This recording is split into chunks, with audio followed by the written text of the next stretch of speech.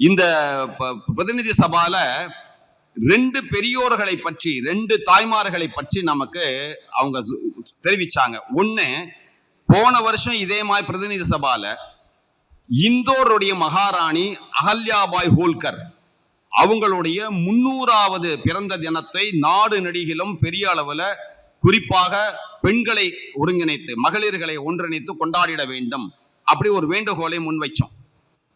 எதற்காக? யார் அந்த அகல்யாபாய் ஹோல்கர் அப்படின்னா, இன்னைக்கு காசியோடைய கோவில்ல சிவபெருமானுடைய லிங்கம் இருக்கல, அந்த லிங்கத்தை நேரடியாக அவர்கள் கையாலேயே பிரதிஷ்டை செய்தவர்கள். ராமேஸ்வரத்தில் ஆரம்பிச்சு காசி வரை பாரத நாடு நெடுகிலும்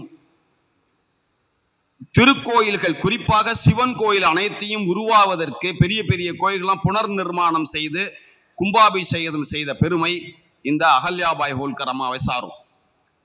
அவங்களுடைய 300வது ஆண்டு விழாவை கொண்டாடணும் முடிவு செஞ்சு RSS தீர்மானம் நிறைவேற்றியது போன வருஷம். அதனை ஏற்று நாடு நெடுகிலும் 22,000 நிகழ்ச்சிகள் நடத்தியிருக்காங்க. கிட்டத்தட்ட 28 லட்சம் பேர் கலந்துட்டு இருக்காங்க, ஆண்கள் பெண்கள் உட்பட. அதனுடைய ஒரு பகுதி கன்னியாகுமரியில போன மாசம் கர்மயோகினி சங்கமம் அப்படி ஒண்ணு நடந்தது. 35,000 பெண்கள் அந்த கர்மயோனி சங்கமத்துல கலந்துட்டாங்க. மாதா அமிர்தானந்தமாயி அம்மா அதுக்கு ஆசியுரை வழங்கினாங்க.